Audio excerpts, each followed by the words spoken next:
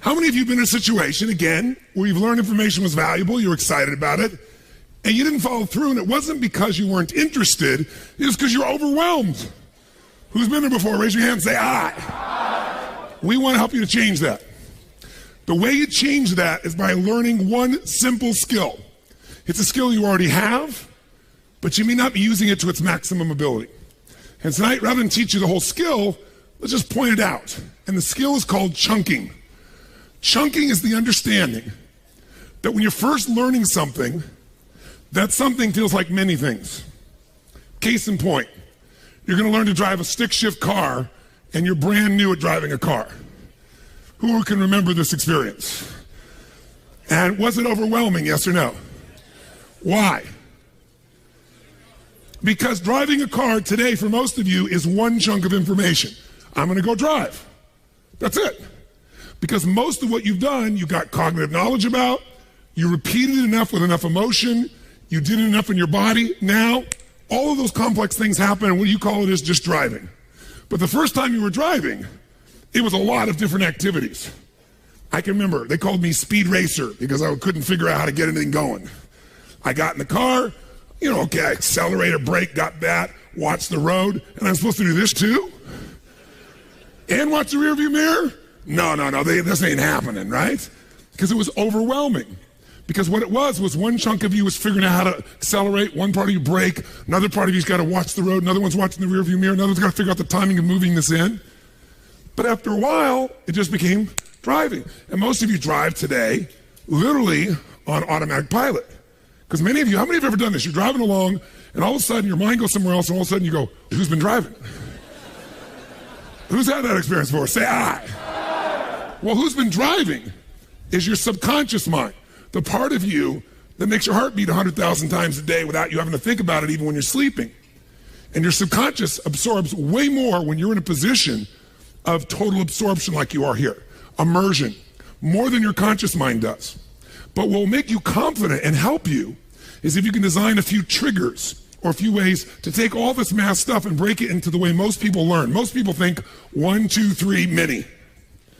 They get past 3 chunks and they get a bit overwhelmed.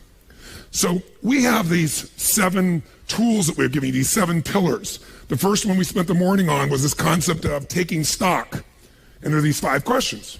That's the first pillar. Once that's in place, now we focus on the second one, innovation and marketing, which we're going to touch on tomorrow, and we touched a little bit on today. Then we go to the third one. It's strategy versus tactics. It's a bit of, what is this education marketing? It's all the things you're starting to learn right now that can give you a huge competitive advantage. How many agree the content you just learned could give you a huge advantage? Implement it. How many would agree with that? Say aye. Aye. When you can start to get a 10 times, 10x, 20x return for the same activity, your business changes overnight. And there's no reason why anybody here can't do it. And it doesn't matter what it is. But you do have to change your mindset. Your mindset can't be, well, I want people to use my services to take care of their parents, but you haven't added the value by teaching me something I need to know about it. What happens at these hospitals or what happens in these locations to my parents if I'm not aware of it or if I'm not aware of my other choices are. You got to engage me emotionally. It isn't just a mental tactic. It's really caring enough about your client to enter their world and have the feeling and compassion. And you don't just know this stuff, you feel this stuff. Here's chunking. Here's what's happening to many of you in life. This is your to-do list of life. Oh my God, I got to do this, and I got to do this, and I got to do this, and I got to do this, and I got to do this, and I got to do this. Oh, and I learned that, and I got to do this, and I got to do this, and I got to do this, and I got to do this, and I got to do this. Oh, I got to do this. Oh, I got to do that. I got to do this. I got to do that. And what happens? Your brain goes, eat. You go into overwhelm because you have all these things, and the brain has a difficult time taking all these individual items. But what if you could come along and you could say, this one and this one and this one and this one and this one and this one, these all relate to how I can increase the number of customers that I get from the same amount of activity. Okay, and what if this and this and this and this and this relate to something else that's really important to me? Let's say these are all about how I recruit the right people. Oh yeah, and what if this and this and this and this and this, all this relates for me to how I can immediately make a shift. I mean, immediately make a shift in the culture of my company so I'm not the only one driving it. Other people are thinking of this. All of a sudden, I have 3 things I got to focus on instead of 33 things I got to function on. How many can handle these 3 a hell of a lot better in your mind? Say I. So I'm always looking for chunking devices, ways that take the complex and at least chunk it. Even if I don't get it, at least I can put it in the right slots. I can go, okay, if I can remember the overall theme, then I can come back here and I can look at these individual things and figure out how to, implement them. So Jay Abraham's going to be here tomorrow. Jay's been a friend of mine for years. And Jay and I were talking, 18 years ago, 19, 20 years ago, I don't know how long ago, it was a long time ago. And I was interviewing him, and I was saying most people in business is complex. That's why most people don't do it. And as the business becomes more successful, does it become more complex or less complex usually? Which one? More complex. But complexity can also be simplified if you learn to chunk things, if you learn to organize things. There's a lot of activity, for example, in sending an email, but today for most of us it's one chunk. It's been automated for us. Well, you can do the same thing with your business as it gets more complex. So I was saying to Jay, there's got to be a way. When we talk about all these tools for improving your business, really, there aren't that many ways to improve your business. If I wanted to improve my business and I said, look, a significant jump in most people's business would be 10 or 20%, but how many agree 33% big jump in your business? How many agree with that? Say aye. How many love to have a 33% jump? Say aye. I'm going to show you right now in less than 15 minutes how to do it. It's so damn simple. Because there aren't that many things you can do to grow that business. In fact, there's only 3 things. What if you could grow that business 250% in the same time period? Really, truly do it. How many of you are interested in that? Say aye. Great, then let's chunk it right now. If you're going to grow a business, if you're going to increase a business of any sort, if you're going to make a shift, I want to give you the equivalent of this for a moment. I'll hide this so you're not staring at it anymore. There's really only 3 things you do to grow a business. Think about it. The first thing you do to grow a business, more than anything else, is you got to get more what? Got more what? Clients. Got to get more clients. Some of you used to call them customers. Many of you now think of clients. Again, as was noted earlier, customer, you might have a one-time relationship with. A client, you're really trying to figure out how to meet their needs. You're looking out for them. You're trying to make sure that this is somebody you're protecting, you're caring for. If you get more clients and you're charging for your clients, are you going to increase the business? Yes or no? So that's one thing you can do, obvious. And by the way, you're going to learn a million different ways to get more clients, but that's one of those areas. What's the second thing you can do? There's only 3 things you can do. You can get more clients, and you can get, each time somebody buys, to get them to buy what? More. That's the only other thing you can really do. Get more clients or get them to buy more. Make an investment. It can be more money, more price, or a greater price per unit. If you increase the product quality, can you charge more? Yes or no?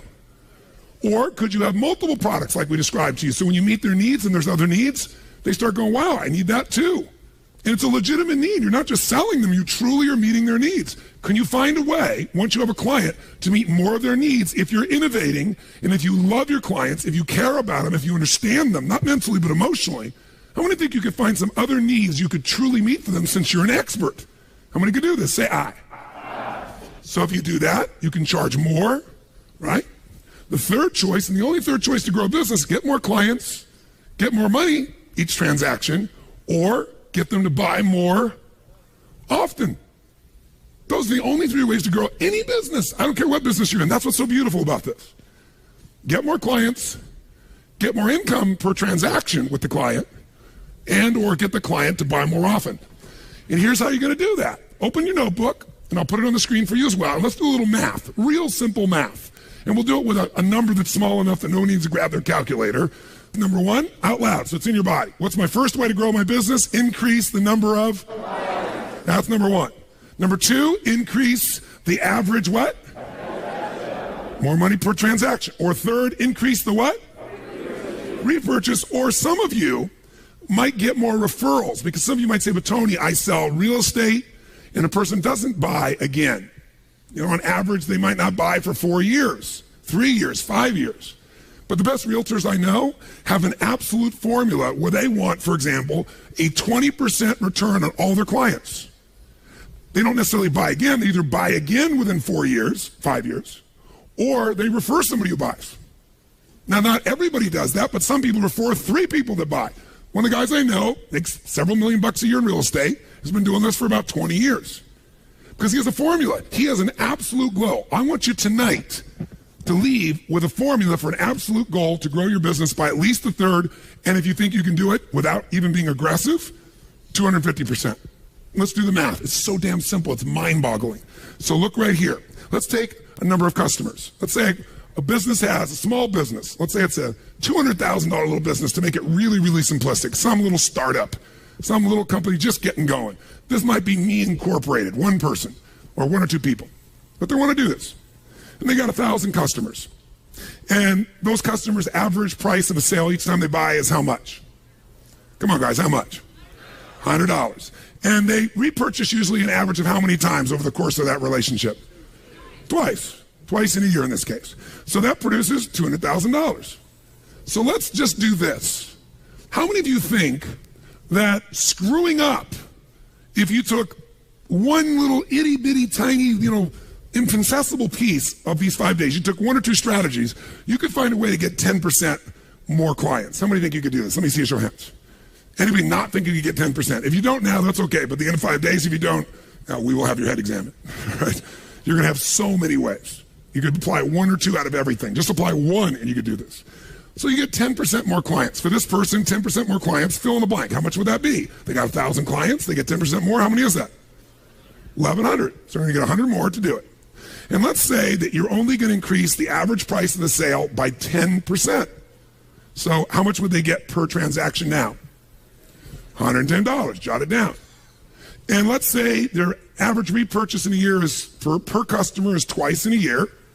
And we're going to increase it 10%. So how much is that? 2.2%. Now with these small numbers, it's real easy. We add those together and guess what we end up with? $266,000. Doesn't sound like a lot of money because most of you a $200,000 business is ridiculous, but I'm doing this deliberately. That is a 33.1% increase in business. Here's the formula. Increase the number of clients by 10%, increase the transaction value by 10%, increase repurchase or referral by 10%, you just grew your business by a third. By the way, will your profit only be a third? How much of this is going to profit? Is it going to be the same as all your other purchases or all your other sales? Yes or no? No, because you're covering most of your overhead already in your core business. So your profitability, this goes to a great significant amount to your bottom line. Who here could find a way to get 10% more for your current product or service even without much enhancement? How many think you could do it? I'm just curious.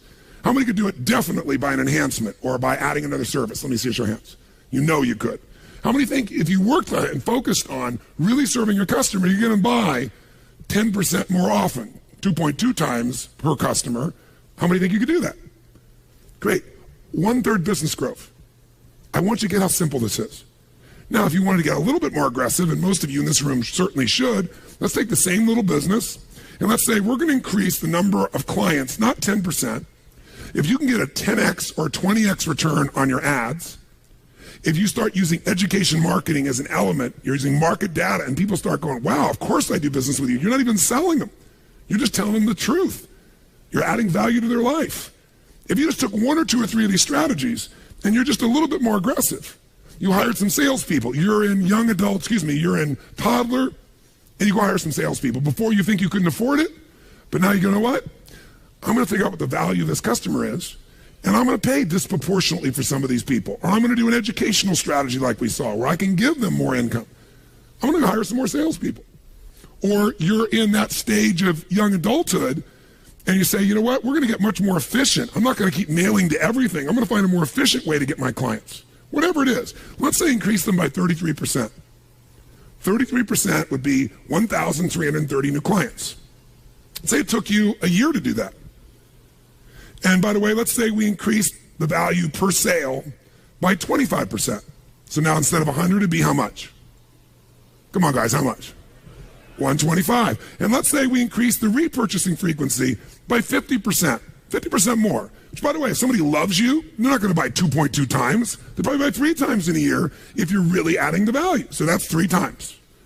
Now, when you put those numbers together, what do you end up with, by the way? You end up with a $500,000 business that used to be a $200,000 business. Who thinks they could do this in a year? I'm just curious. Let me see your hands. You could do it, frankly, without most of the strategies you're learning here. So what I want you to do is just take the numbers and make them closer to your business. Let's say you got a business that's a $2 million business, right? Take the same formula, and what happens? You go from a $2 million business to what size business in less than a year? Come on, guys, what? Well, you can make it 2.6 just by doing 10, 10, 10, or you can make it a $5 million business by doing 33, 25, and 50%. How many follow this? If you go, those numbers are boring to me, add a zero. Take your $20 million business and make it a what? If it was a $20 million business and we're going to use the same formula, it would be 50 million. You're going to jump proportionately. $100 million businesses, just add a zero. I started with the most simple zero because then it's believable to you. But the ratio doesn't change based on the size of the business. So here's what I want you to do. Turn the page and do your formula right now. By the way, who here feels certain you could find a way to increase new number of clients by 10%? Raise your hand. Let me see if you really believe that. Say aye. Aye. Anybody not think you could find a way to get 10% more clients if it was your total focus? Total focus. Okay? Second, anybody here who feels certain you could find a way to get 10% more money, that's it, per transaction by either added value, additional product, whatever it takes? Who here feels you could absolutely do that? Raise your hand. Say aye. Aye. Great. Who here can find a way to get 10% more purchasing time, more referrals? Raise your hand. Say aye. Aye. Great. Then I want you to do this now. Flip the page, and right now, my time's ending, so you got to do your job. How many clients or customers do you currently have? Fill it up there. It was filled in the blank up there. Go ahead and put it up there. How many clients do you currently have? What's the average value per sale? How often do they buy back from you? What's the size of your business?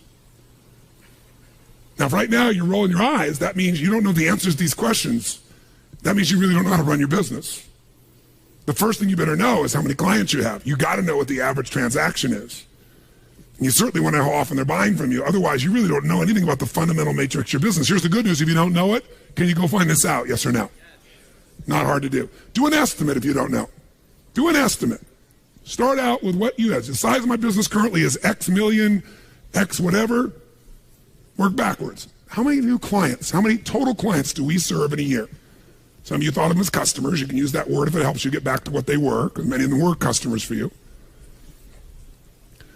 How much on average do those people pay? How often do they buy? And then all I want you to do is fill that in, and then below it, add 10%, 10%, 10%, and calculate the number. And you will know your plan. Or if you want to grow it 250%, add 33, add the 25, add the 50. We're going to give you, since I'm done and I did it in less than 15 minutes, we'll give you 5 to come up with your formula. Go. How many have been able to complete this? Let me see your hands. How many have come up with this? Great. If you got a question, 2 or 3 quick questions. I try to answer a few. The biggest question I'm hearing from several people, Mark, were you over there? Where are you, Mark? Yeah, Mark, would you share your question so we give a perfect example? Give me hands. Mark, ladies and gentlemen. No, I said it's Mark, ladies and gentlemen.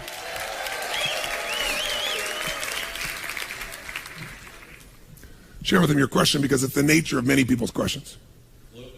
Tell them what business you're in too, if you would. We're a commercial general contractor, so we build hotels, casinos, retail around the country, and obviously the market's changed quite a bit. Our sales are off by about 50%, and my question is how can I increase the average dollar per sale when no one's buying, and increase the customer base as well when everybody is price driven and there's just not a whole lot of that type of work going on these days. So 2 things I want you to notice. Ask and you shall what? Ask a lousy question, you get a lousy what? How come I can never lose weight? Because you're a pig. If you ask that question of your own mind, your brain's going to go, because you're a pig. I'm using the example of what happens in people's minds. How many know what I'm talking about here? Say aye. If you say, how can I lose weight? Your brain will say, well, go on a diet, but that's painful, so I'm not doing it. But if you said, how can I lose weight, totally lose weight, and completely enjoy the process, and you kept asking that question, expecting an answer from a state of what? Uncertainty or certainty? Which one? Certainty. Your brain goes, years ago I used to play racquetball or basketball one-on-one or something, and I wasn't really exercising. I was having what? And I was in the best shape of my life.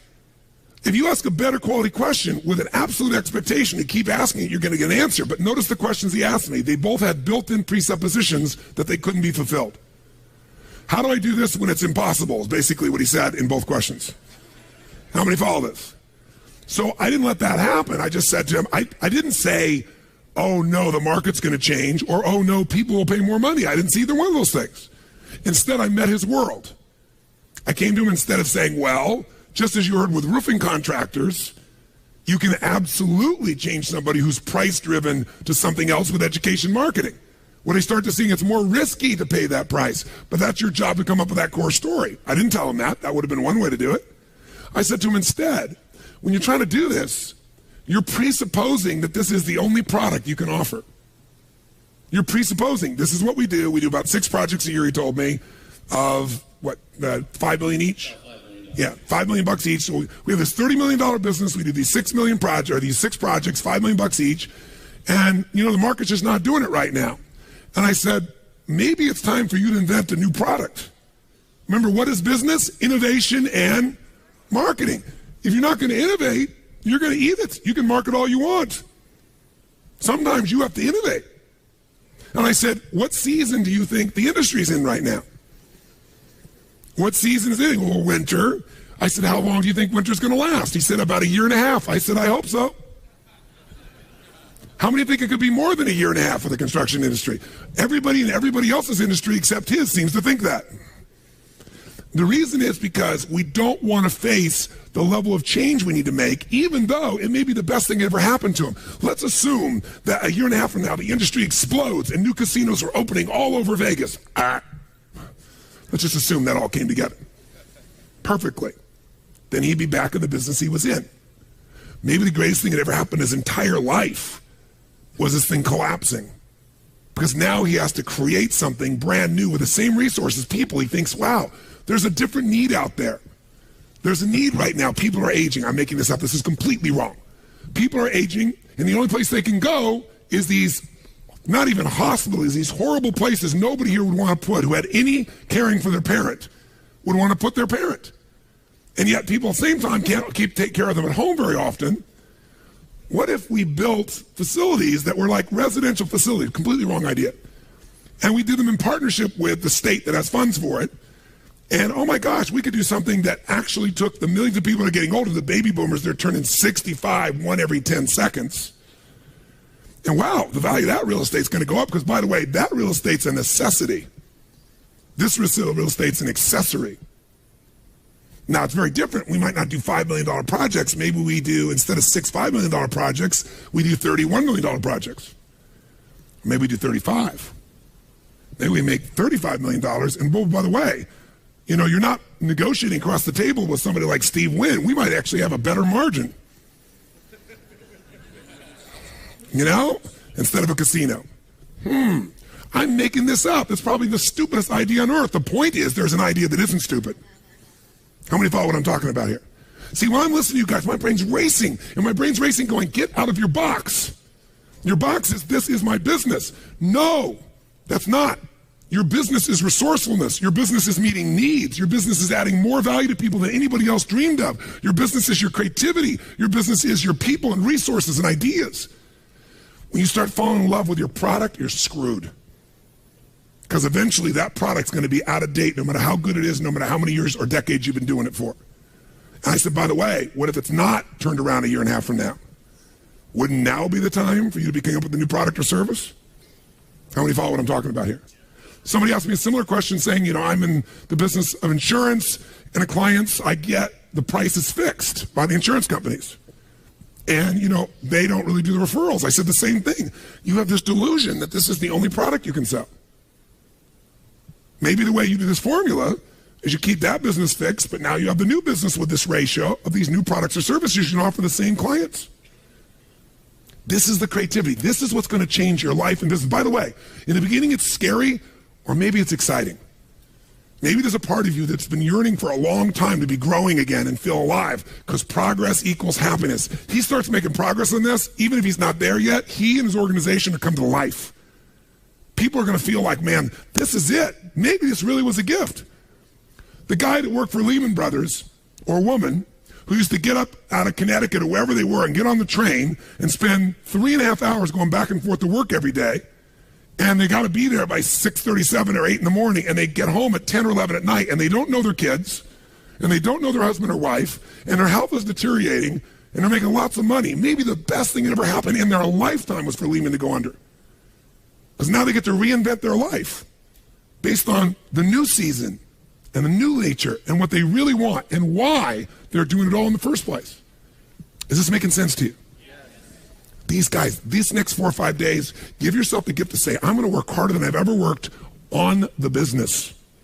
Not in the damn thing. You guys work hard in your business all the time. We all know this distinction intellectually, but how often are you really doing it?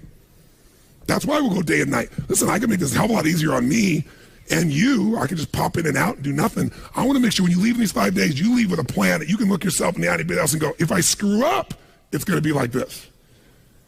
That's the goal we have here. And so you don't have to do it all.